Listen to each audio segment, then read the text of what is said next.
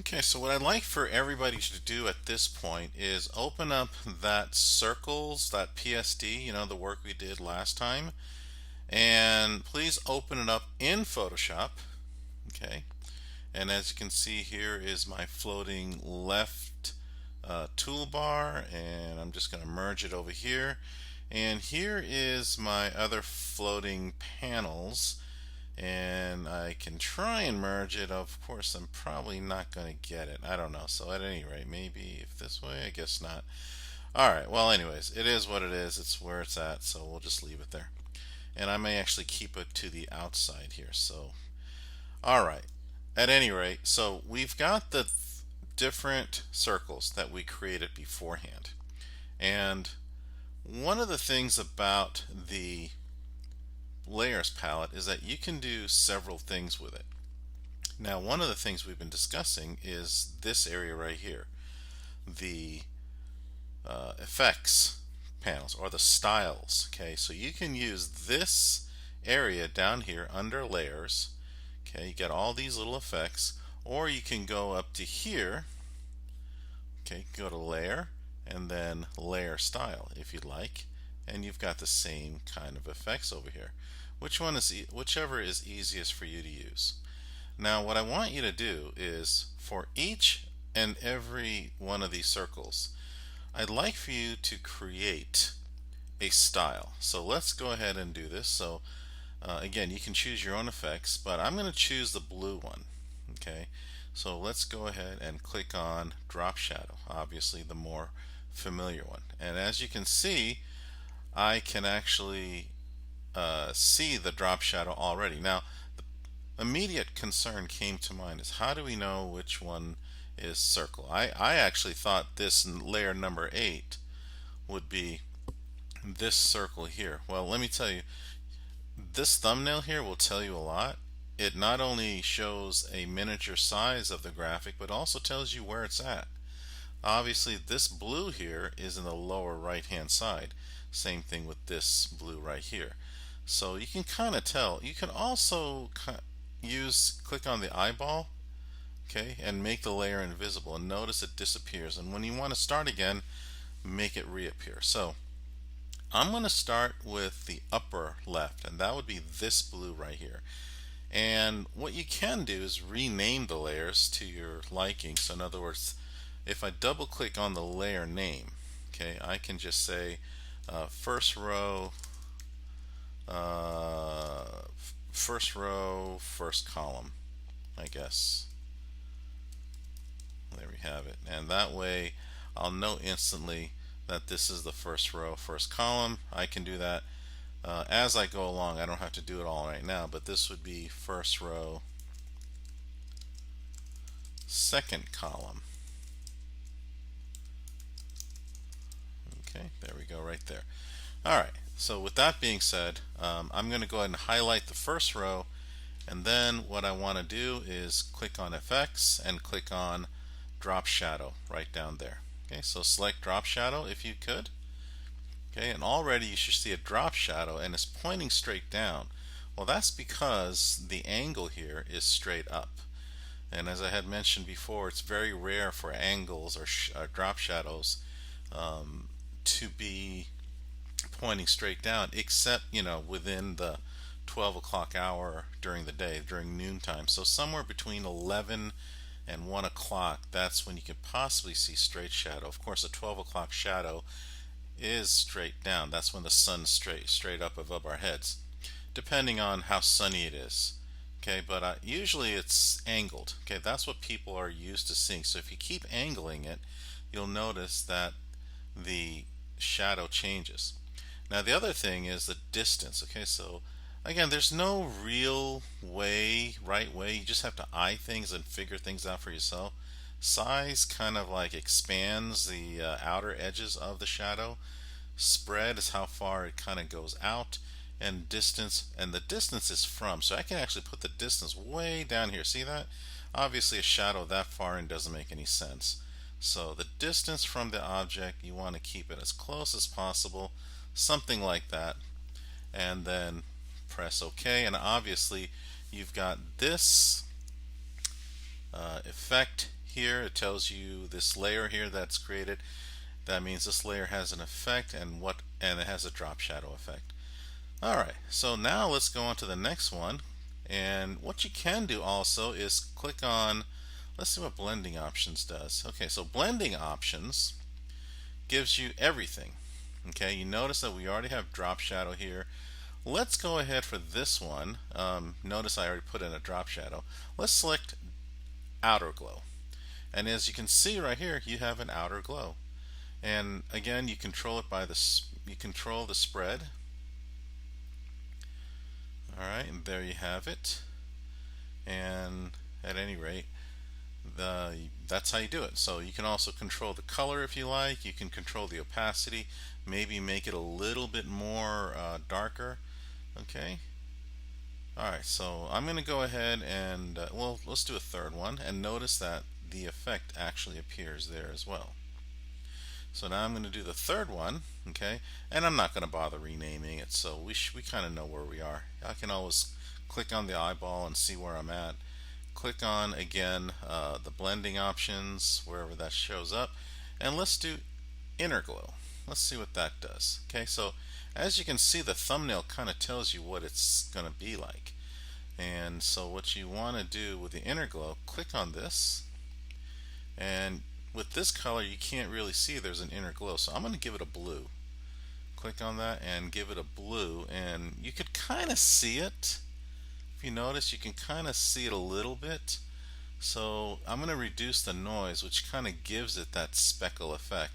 Then the choke, notice how kind of a bad term they use, but they use it. And then obviously you can do this. Alright, and the contour, I never really quite understood that, but I guess if you want to play around with it and see where it does, it just kind of affects the overall, I'm again, like I said, I'm not a expert in this part, but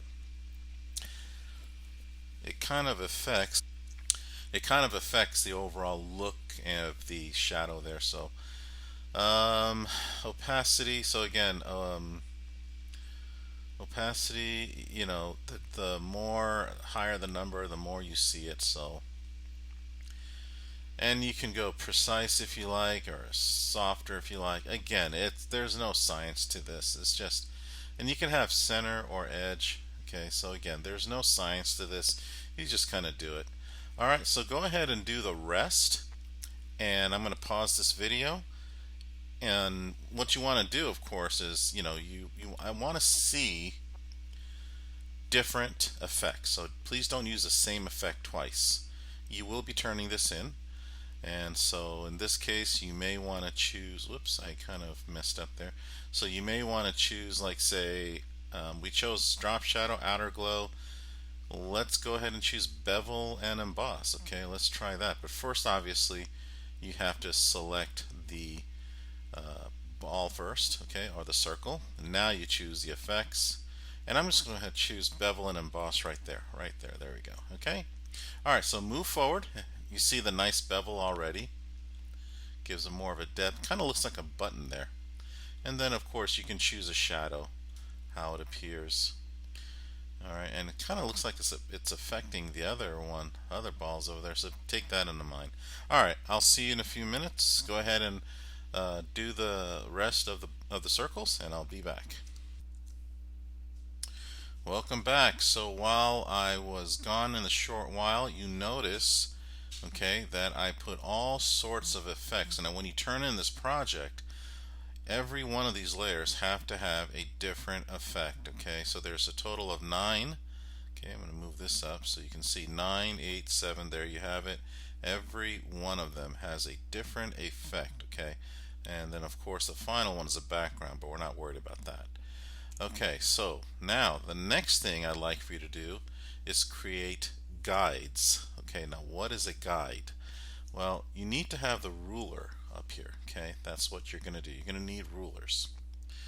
And then what you're going to do is you're going to click on the ruler. Okay, and in order to find the ruler, go to View and Rulers right there. Okay, so go up to View and go down to rulers. There you have it. Alright, so that's the way to do it. And you've got a ruler going across, ruler going down, doesn't matter what the numbers are.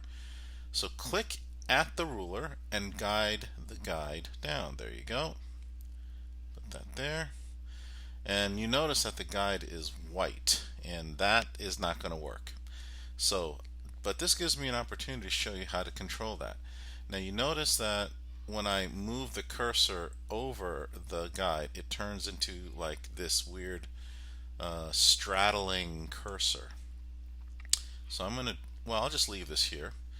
Now let's go ahead and try and fix that. Okay, so I'm going to go to Photoshop, Preference, and by the way, if you have blue, you're okay. If you have blue, you're okay. So I'm going to go to Photoshop, Preferences, and then I'm going to go to Guides and Guide Slices, Guides, Grids, and Slices. And for canvas, okay, I'm going to choose a different color. I'm going to choose blue. There we have it. Okay, right now it was white, as you can see here. It used to be white, but I want to color it and change it blue. Alright, so the rest we'll kind of figure out later. Okay, but when I'm clicking OK, notice my canvas turns to blue, my guide turns to blue. Okay, there you have it. And now pretty much I'm going to drag from in until I create a tic-tac-toe. Okay, so there you have it, and that's what I'd like to see. Okay, so now we got a tic-tac-toe situation. And now I get to introduce you to the text tool. The text tool is right here. Alrighty. And it's a really useful tool. So let me show you. Click on text. And there you've got 4 different options here for the text tool. You've got horizontal, you've got vertical, and then you've got this weird kind of masking tool. We're going to ignore that for now. We're just going to focus on the horizontal type tool. So I'm going to zoom out. I'm going to select the horizontal type tool. And then what I'm going to do is pretty cool. Watch this. I'm going to click on the blue. Well, first of all, let's make sure a couple of things. You guys got to understand what the contrast is. Now, you can choose, I would recommend with the colors I have here, white will work well except for this circle here and maybe even this circle here, and white doesn't really go good with yellow. So when we get there, but what I'm going to do now is I'm going to go ahead and click on this icon right here, this little black and white icon. I'm going to click, and I notice that the white is the background. So I'm going to click first here and then here. See that? Then what I'm going to do is I'm going to go ahead and click, actually before I do that, because I'm noticing a lot of things. Up here is the options bar. So I'm going to find out what kind of font it is, what style of font, oops, and then also the size in points. So to be safe, 125 is pretty huge. So I'm going to go down to say 30 and just kind of seeing, and I guess I don't like that. I'm going to use, let's see a good one. I like this font right here. It's called Anthro. But let's use different fonts. I'm going to start with Anthro. Okay, and just to build up your spirits, let's go ahead and write what, well, about yourself. A lot of you are really cool. Okay, or how about maybe some of you are good looking. I know I am. So, and, or some of you just might be very friendly, very loving. Okay, and then you highlight. Okay, and you can increase the size. You can also choose, well, there's no other option. I guess it only comes with light. But then you can increase the size. And there's several ways you can do this. I can go from 30 to 36 and watch what happens. It gets bigger. I can also scrub, and what I mean by scrubbing is if I move the cursor over the T here, big T, little t, and just kind of drag it, look how big it gets. See, it's kind of moving along. And so what I'm going to do now is use the move tool to center it. Alright, so that's loving. And now I'm going to click on another text, and here it is right here, by the way, in the layers palette. So what I'm going to ask you to do now is come up with another one. Now, before you click, and maybe some of you already clicked, and that's okay, you're going to see this thing here called Lorem what is it? I can't even see it. Lorem something. I kind of ignore it. Ipsum. That's just a placeholder. And so go ahead and delete that if you see it there. So what I'm going to ask you to do is click on the text again, and this time you notice that the other thing you have over here, the other options besides size, you have sharp, none, smooth. So select smooth because that'll give you a smooth kind of cursive effect. In other words, it smooths out your letter. You can see that if you click on crisp, it's almost like a handwritten kind of in other words, it doesn't really look great, but it has its purpose. Feel free to do every one of these, okay? So let me show you, here, let's just go ahead and write something here. And first of all, let's start off with alignment.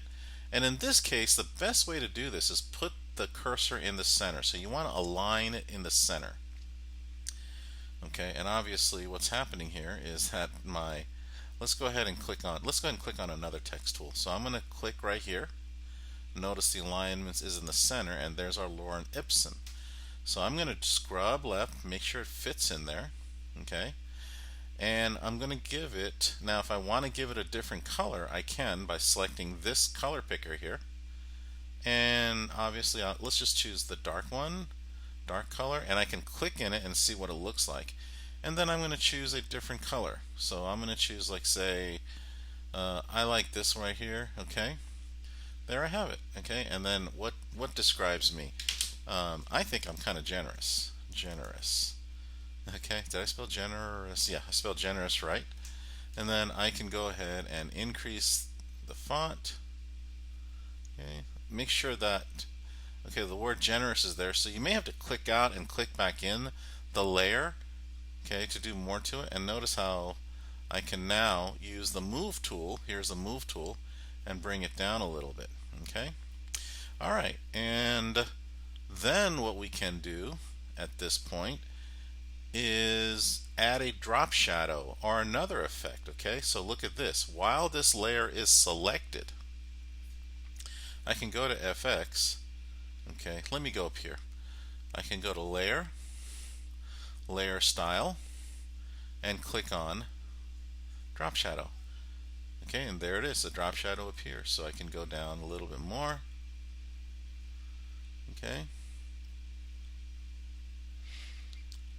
And you'll notice that kind of it affects everything here. So unfortunately, it's hard to see the drop shadow, isn't it? So let me go back here. If you double click on that, on where it says effects drop shadow, double click on that, and the dialog box appears. And unfortunately, drop shadow is one of those that kind of affects every one of. So opacity, let's go ahead and high opacity. There it is right there. So maybe not so much distance, maybe not so much spread. At any rate, it's affecting kind of other things. So we'll just leave it at there. And then, or you know what, you don't have to have an effect, but maybe put one or two. But I do want to show you this. If you highlight this, okay, I want to show you these options right here. It says here smooth. Right now the text look pretty smooth. But if I highlight it and I choose crisp, okay, it may look different, it may not. But none. Okay, so let's use a regular text. Let me go to the next one here, because it doesn't, I mean, I see the difference. You're not going to see the difference. But I'm going to go to the next one. So I'm going to click out and then click here in the third one. I'm just going to click here. Okay. And let's choose, I'm going to choose a typical font, Arial, which is very typical font.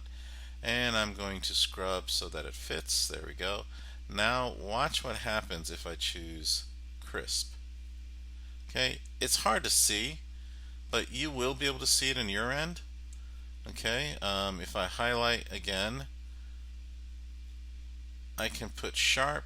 Okay, again, you see a little bit of a difference, but at any rate, I'm just going to go ahead and click smooth because I like smoothness. And what else am I? I am a teacher. Okay, and I'll keep that there. Okay, and I can actually make it bigger like this too by pressing Control T. Control T can also, you can also use the handles to increase, but you can also do things like this too if you like. So once again, Control T. Alright, so there it is right there. You can also do something crazy like this. Look at this. You can put a colon and you can put a smiley face. Okay, give it a color. Give it like a yellow color. Increase the font. There you have it. Okay, and now what you can do is if you happen to get these handlebars, you can rotate it. See that? Pretty dope. There we have it. A smiley face. And don't be afraid to use that. Alright, but go ahead and finish up. We'll stop this recording and we'll be back. And this is what I came up with. Okay, so I've got all these, and a couple of them I have effects. As you can see under helpful, I put the satin effect. I'm loving, generous, amazing, dad, fair, imaginative. Okay, so that's me. So now it's time for you to deliver this to me. Okay, I'm expecting to see this. I'm expecting to see imagination, exactly what I see here. More importantly, I'm expecting to see the panel, the layers panel, the way it is right here. Okay, in other words, I should see a total of 1, 2, 3, 4, 5, 6, 7, 8, 9. There's 9 there. There's 9 additional one for the colored circles that we create, so that's 18 plus 19 the background. So I'm looking for 19 layers. Now there's no way for you to send this, to screen capture this. So what you'll do is you're going to file. Okay, let me go ahead and show you how to save this. And oops, let me get out of here. So I do file, save as, and you can save it right. If you get this message right here, I'm going to save. You can. My whole thing is that I would normally have you save it on the cloud, but the thing is that a lot of times you're using somebody else's Photoshop account, and I might just change my mind on that. So anyway, I'm going to save it here on my cloud, but I'm also going to save it on the computer, and for the purposes of emailing. Okay, so what you're going to do is you're going to go File, Save As. Okay, let's go ahead and on your computer, and some of you may already see this. Okay, and if you do see that, that's fine. You can use your downloads if you'd like. Okay, let's call it Circles. Okay, you can overwrite your old Circles one. Make sure it says PSD. Make sure it says Photoshop. Make sure Layers is highlighted, and go ahead and send it to me. Alright, and the subject line, let me go ahead and do that.